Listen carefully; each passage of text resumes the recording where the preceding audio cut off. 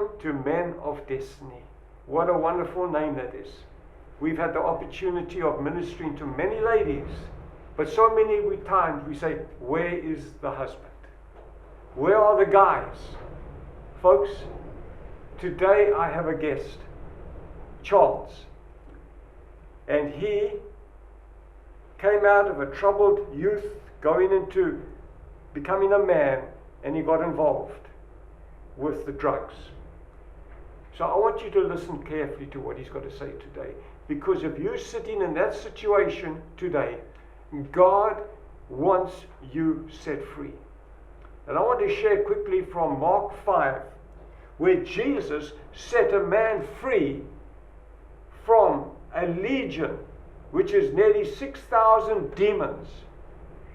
And that can happen to you today. I'm not saying you got 6,000 demons. I don't know how many demons you had, but there were quite a number. Yes. But God set him free. So here it says here, as soon as Jesus got out of the boat, from Mark 5 verse 2, a man with an unclean spirit came out of the tombs and met him. It says there, a man with an unclean spirit came and met him. He lived in the tombs. No one was able to restrain him anymore, even with chains. You may have been in that situation, under drugs, under alcohol, and no one could restrain you. You fought. You went to have many fights, landed up in prison. But folks, it's time to stop now. It's time to get delivered and set free. And Jesus spoke to him. He says, come out of the man, you unclean spirit. And those spirits came out of the man. They went into the pigs. And that man was set free. And this is what we're talking about today. Your breakthrough and your freedom. That's why I asked Charles to come and share his testimony with you. Because God wants to set you free. In our next episode, or the next program, we will be doing a deliverance session with you that are listening. And God is going to deliver you and set you free. As he set Charles free, he will set you free. Charles, your upbringing was very good. Yes. Mom and Dad went to church and you went with them. Yeah. And then what happened at the age of 13? At age of 13, actually about 2 years before that, my mom fell sick. I was about 11 years old, my mom fell sick. And it was a slow, long process. My mom had cancer of the pancreas. So I was a young child. I'm a middle child of 4 children. And we just saw our mother growing weaker and weaker, just dwindling away, getting different diseases from the cancer, obviously. And, the last year of her life, she basically spent in a hospital bed. Her skin was yellow, her body wasn't taking in any nutrients, pipes going in everywhere. And I remember in that year, I watched my mother die. And so you used to go from school to hospital to see if mom was getting any better? Yes, we used to go as a family in the evening, me, my baby sister, my older sister and brother when he was there. And we used to go visit my mom. It used to be quite traumatic, Yes, I understand. It probably would have been more traumatic if I didn't see her, but it was very traumatic seeing my mom pass away so slowly. And then, at that time, was your father well? Did he complain or did he say anything? No, my father, somewhere within that time, my father must have found out that he was sick. He didn't share it with any other children. Mm-hmm. Obviously, there was a lot of stress already on us as children. My father was a real strong man, man's man, like men are, the cowboys don't cry type of man. He was a very loving father. I remember my father was the type of man that if he punished you, he would explain to you why you were getting punished. So in my upbringing, even the discipline was there with love. Although there was a lot of discipline, the discipline was always put out with love and understanding. So my father obviously trying to put up a strong front. Nobody knew how sick he was. And 3 months after my mom passed away, my dad passed away. Wow. So that was quite traumatic for for a young child. Amen. And yes, I went from a very strong household with a strong, loving father and mother. I moved straight into my uncle and aunt's house, which was under a kilometer from where I grew up. The same moral values as the home that I grew up in. Yes. The same love, the same discipline, everything, but I just totally rebelled. But that you see that he rebelled, although the love was there, his father wasn't there. That is so important. Yes. And this is why we believe that men of destiny have been robbed of so much when the father image is not there to hug, to love, and to encourage their children. So you went and you stayed with your uncle and aunt. Yes. And they basically tried to take the gap of your mom and dad. Yes. But here you see what happened is Charles decided to rebel. So who did you rebel against? Well, firstly against them.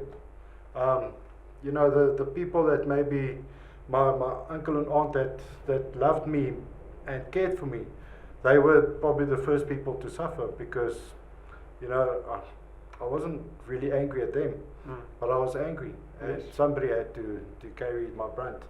So I was a very difficult child. I started smoking.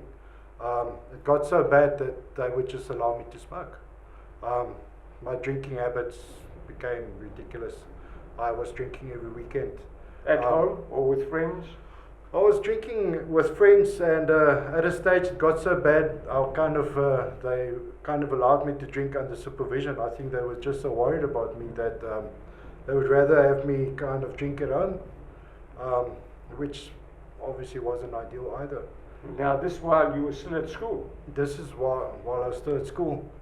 So, but you know, it kind of became so bad that I eventually had a really bad fallout with my godfather, my uncle, and I just didn't go to his house anymore. You know, I just spent weekends at friends and family, and yeah, then the age of 17, the next tragedy hit.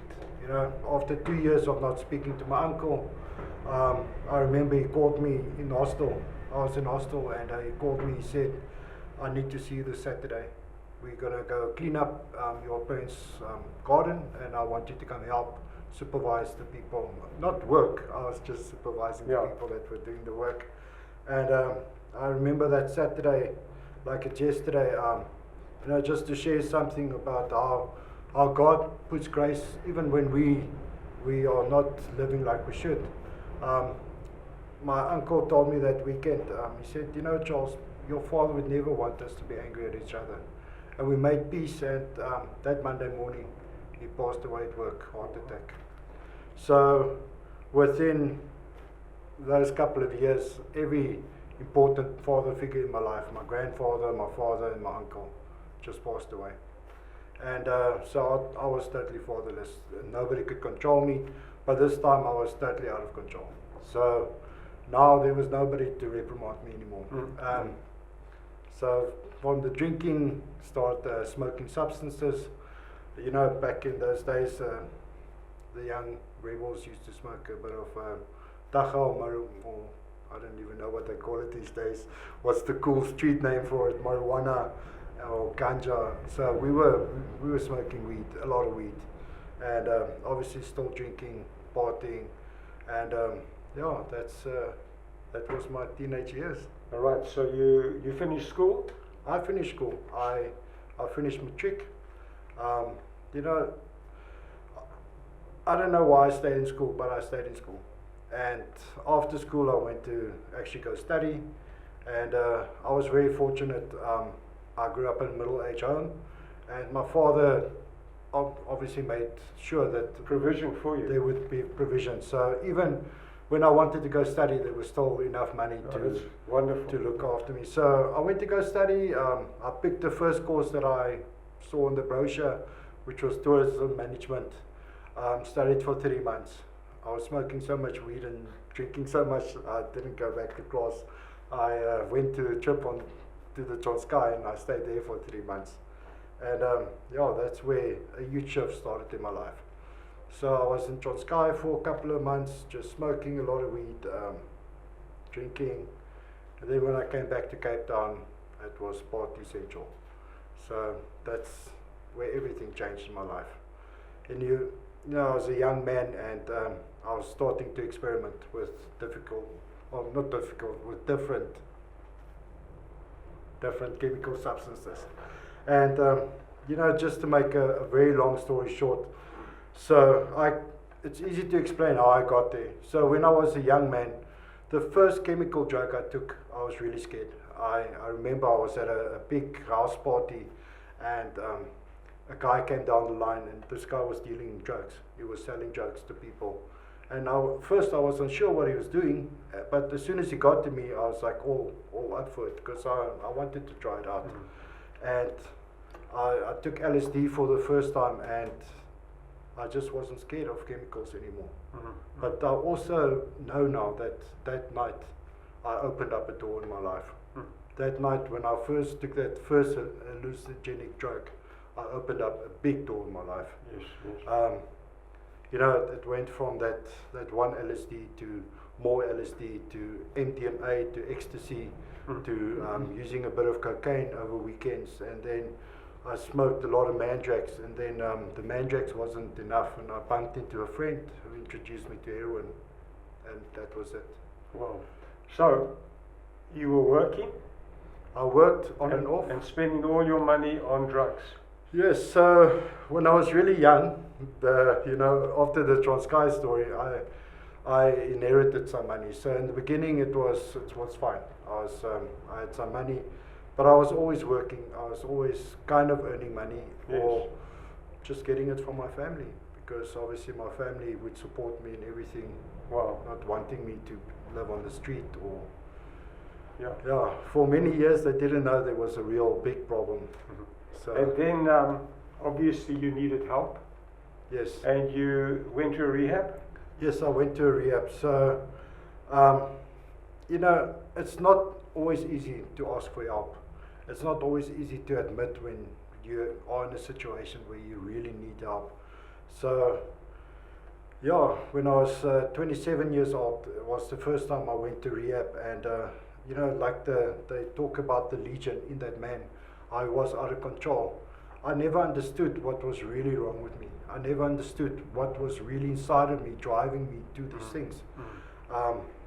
I went to rehab at the age of 27. I came out, I was fine for just under a year, and my life just fell apart. I just couldn't control it. So you went to rehab for how long? For, I think it was a 3-month program. So for 3 months program, they released you, you thought you were fine, and you went along for how long? For about a year. For about a year, and then another door opened. Everything fell apart. And it just fell to pieces. Yes. And folks, this is what is happening to so many people that we are seeing. They will go to a rehab, you will go along fine, and then all of a sudden, something triggers. And I want to tell you, I had a phone call from Charles. And it actually shocked me to hear his voice on my cell. And he said, Pastor John, please pray for me. And I said, Charles, what has happened? What happened that night? Yeah, so I was in a very dark place, you know. Pastor John, as you know, when I reached out to you, it was, everybody thought I was fine. I was coming out of a time where I'm doing ministry work to other people. I'm active in my church. I'm in leadership roles in certain things, and then something shifted. You know, there was a loss of my identity first, and I just fell back. There was a door still open. Amen. We're going to stop there today, and then we're going to carry on, and we're going to go further now to find out exactly what happened and why you went into what you did. Yes. So we're closing off today's session, and please tell your friends about this, how they can be delivered and how they can be set free, because in the next session we are going to do a prophetic deliverance on those that are wanting to be set free today from their drugs in the name of Jesus Christ.